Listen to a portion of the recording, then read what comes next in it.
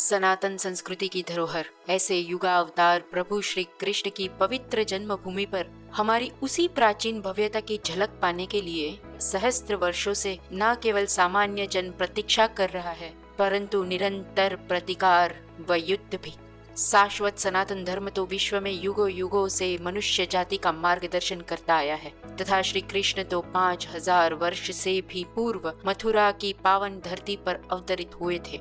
आज से 2000 वर्ष पूर्व, ईसा जन्म से भी पूर्व, लोगों के द्वारा नृत्य नाटक द्वारा श्री कृष्ण जीवन लीला पर प्रस्तुति के प्रमाण 5 वृषण नायकों की भव्य प्रतिमाएं, मथुरा से लगभग मात्र 7 मील की दूरी पर ही प्राप्त मोरावेल शिलालेख, पाणिनि तथा पतंजलि जैसे ऋषियों द्वारा श्री कृष्ण तथा मथुरा का उल्लेख जैसे तो कई प्रमाण श्री कृष्ण के प्राचीन ऐतिहासिक व्यक्तित्व का समर्थन करते हैं। राजा चंद्रगुप्त विक्रमादित्य के शासन में कटरा के शवदेव भूमि पर यानी श्री कृष्ण जन्मभूमि स्थान पर भव्य विष्णु मंदिर निर्माण किया गया था। सहस्त्र वर्षों से लोग भाव से अपने आराध्य की पूजा अर्चना कर सनातन मूल्यों के मार्गदर्शन में संपन्न जीवन जी रहे थे।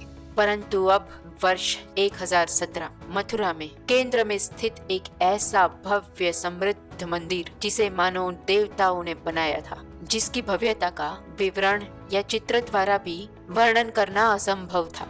ऐसे भव्य निर्माण कार्य के लिए उस समय 1 लाख दिनार तथा 200 वर्ष तक लग जाते, परंतु उस ओर था लुटेरा मोहम्मद गजनवी। भारत पर अपने 9वें आक्रमण में इस बार उसकी आंखें मथुरा पर टिकी। उस आतंकी ने सभी मंदिरों को जला देने के आदेश दिए। शुद्ध सोने, रूबी तथा अन्य मूल्यवान रत्नों से जड़ी 5 विशाल मुख्य प्रतिमाएं तथा छोटी तो ना जाने कितनी प्रतिमाएं, आभूषण तथा धन भंडारों को लूट लिया गया। 20 दिनों तक यह लूटपाट चली। इतना धन उसने लूटा कि उस धन को ले जाने के लिए सैकड़ों ऊंटों की आवश्यकता लगी। और यह सब वर्णन उसके ही दरबारी इतिहासकार अल-उतबी ने तारीख-ई-यामिनी में किया है। लोग के जीवन केंद्र समान पवित्र मंदिरों तथा धार्मिक स्थानों पर ऐसा आक्रमण मानो भारत की आत्मा पर प्रहार थे। लोगों की अपने धर्म पर आस्था को डिगाने के प्रयास, और इसके बाद तो वे आगे भी जारी रहे। परंतु ऐसा कोई आतंकी अपने आराध्य श्री कृष्ण पर अपनी निष्ठा को कैसे डिगा सकता था। 12वीं सदी में गढ़वाल वंश हिंदू रक्षा के लिए सदैव खड़ा रहा तथा हिंदुओं ने अपने धर्म व संस्कृति को न मात्र संभाल कर रखा, परंतु आगे की पीढ़ी में भी धर्म में दृढ़ निष्ठा व जीवन मूल्यों का वहन किया। तभी तो जज्जा नाम के एक व्यक्ति द्वारा गजनवी के आक्रमण के लगभग 100 वर्ष के बाद महास्थान पर भव्य श्री कृष्ण मंदिर का निर्माण करवाया गया। परंतु उसके बाद भी 4 सदियों तक केशवदेव मंदिर कुतुबुद्दीन ऐबक, फिरोज शाह तुगलक, सिकंदर लोदी जैसे मलेच्छ आक्रांताओं की निकृष्ट विचारधारा का शिकार बनती रही।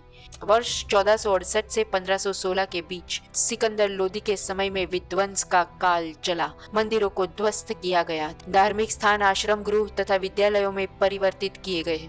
हिंदुओं को मुंडन करवाने, यमुना नदी पर पूजा तथा अन्य पारंपरिक धार्मिक अनुष्ठानों पर प्रतिबंध लगाया गया। भगवान की प्रतिमाओं को खंडित कर उनके टुकड़ों को कसाईयों को मांस तौलने के लिए दे दिए गए। वर्ष 1583 में महान अकबर के शासन में मंदिर निर्माण में कार्यरत एक ब्राह्मण को सार्वजनिक रूप से अपमानजनक भाषा का प्रयोग करने के आरोप में मृत्युदंड दिया गया। परंतु ऐसी प्रतिकूल परिस्थितियों में भी कृष्ण भक्तों ने अपनी आस्था को बनाए रखा। श्री भास्कर, माधवाचार्य, वल्लभाचार्य, चैतन्य महाप्रभु जी जैसे संत ऋषियों ने छोटे छोटे मंदिरों की स्थापना कर कृष्ण के विचारों को पूजा भक्ति के रूप में घर घर ले गए और अपने मार्गदर्शन से समाज में धर्म के मूल्यों को जीवंत रखा। और उसके परिणाम रूप लोग खंडित मूर्तियों के टुकड़ों तथा तोड़े गए मंदिरों के पवित्र पत्थरों तक की पूजा अपने घरों में करते रहे।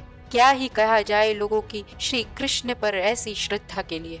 उस ओर मुगल शासक जहांगीर ने ओरछा के वीर बुंदेला को अबुल फजल के वध के बदले ओरछा का राजा बनाने का वचन दिया था और वीर सिंह बुंदेला ने वही किया। तब ओरछा का राजा बनने के बाद उन्होंने 33 लाख रुपयों से मथुरा में ऐसे भव्य मंदिर का निर्माण करवाया जो मीलों दूर आगरा से भी दिखाई पड़ता था। परिसर की दोनों बाजू पर भव्य मूर्तियां तथा अद्भुत स्थापत्य कला की संरचनाएं थी।